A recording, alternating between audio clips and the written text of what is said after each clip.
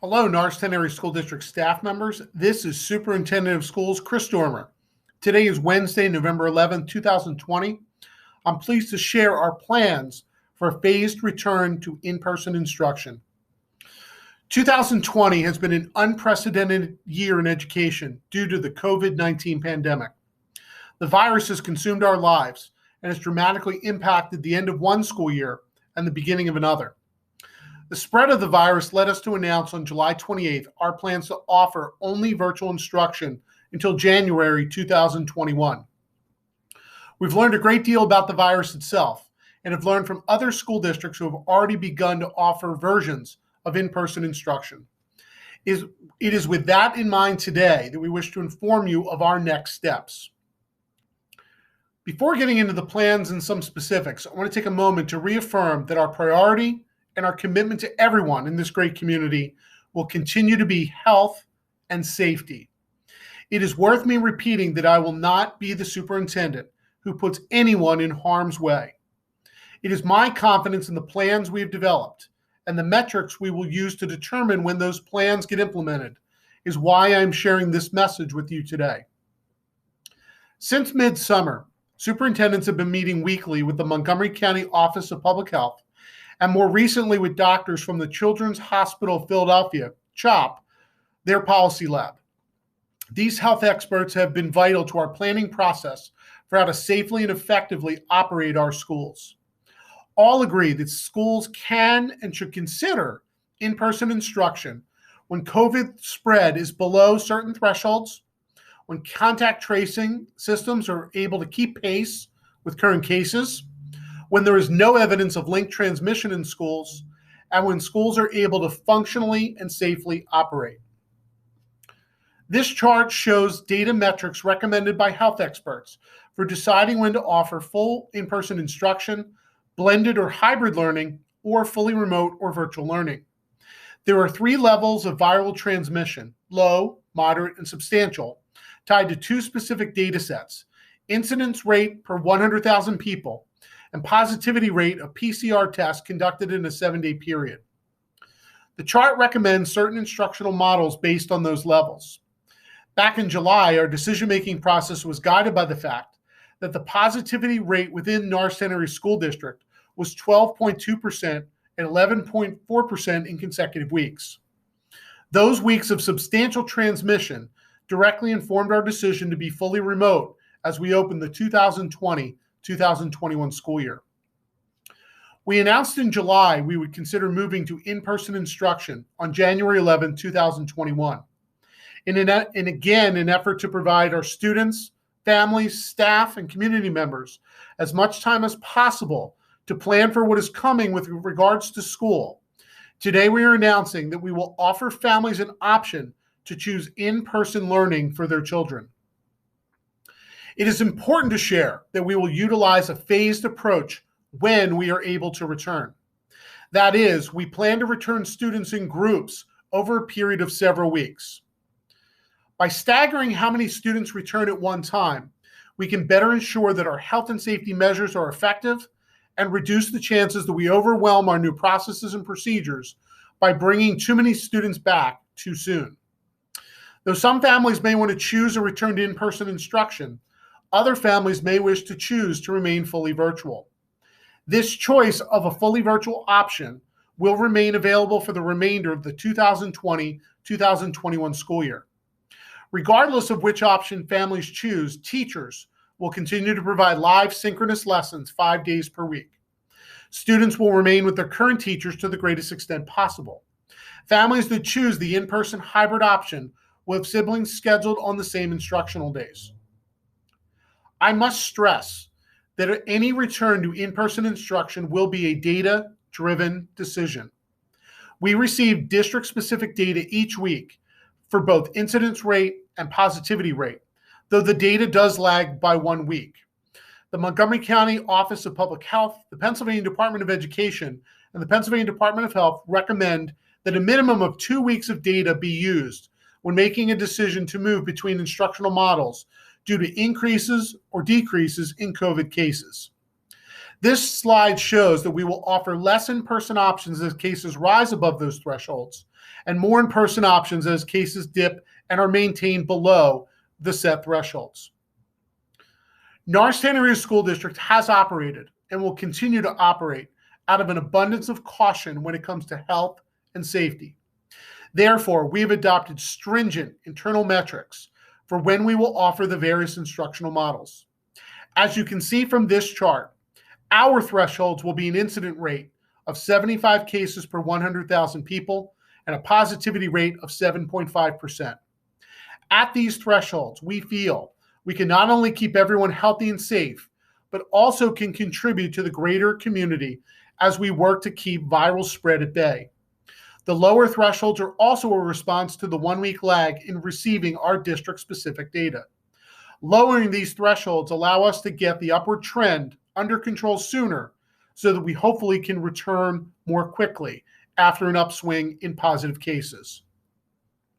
When our metrics allow, we will return students in 5 groups. Wave 1 will consist of our highest need special education students, our full-time autistic support, life skills support, emotional support, and multiple disability support students. Wave 2 will return our special education students who receive a supplemental level of support. Wave 3 will focus on our transition grades so that students in kindergarten, 5th grade, and 9th grade who have never been in their respective school buildings have a little extra time for orientation. Wave 3 will also allow the next group of high school students to begin hybrid instruction at Central Monco Technical High School.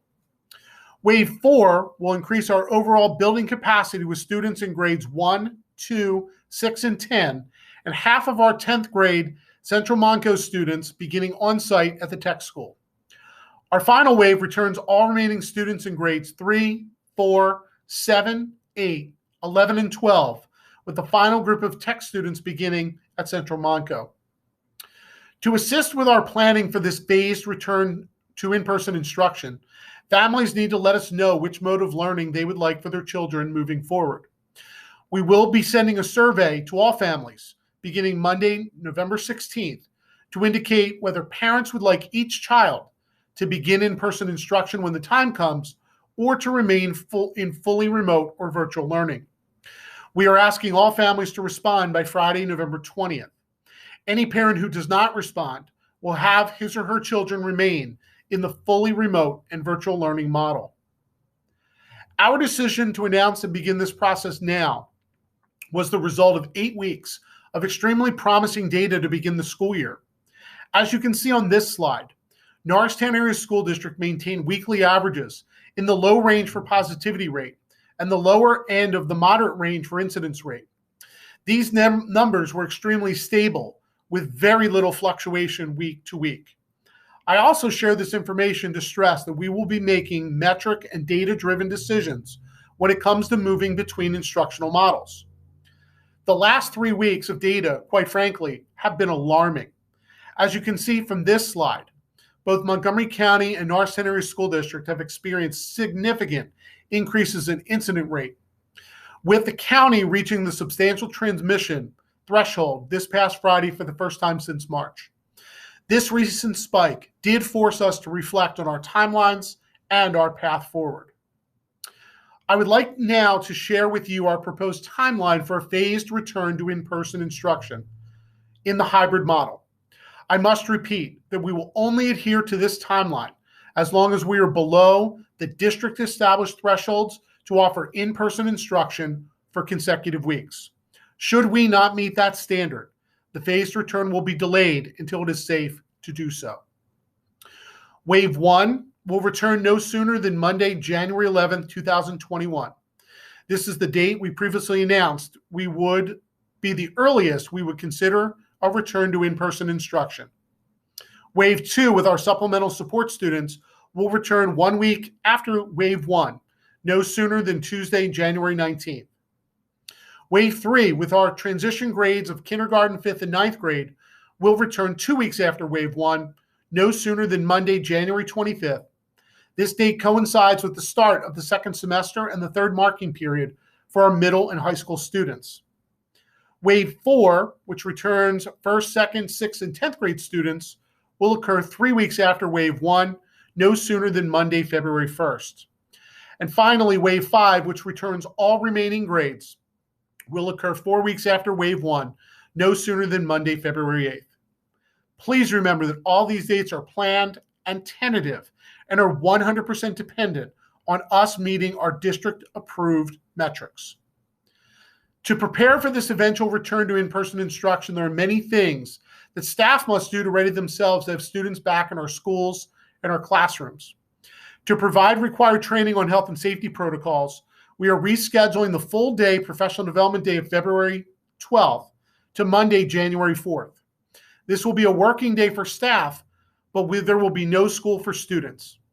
After this preparation day, we will return staff to full on-site work in advance of each wave of student return. Teachers will have the opportunity to have classrooms fully ready to serve both the students who will be in front of them in person and those who will be home on assigned days.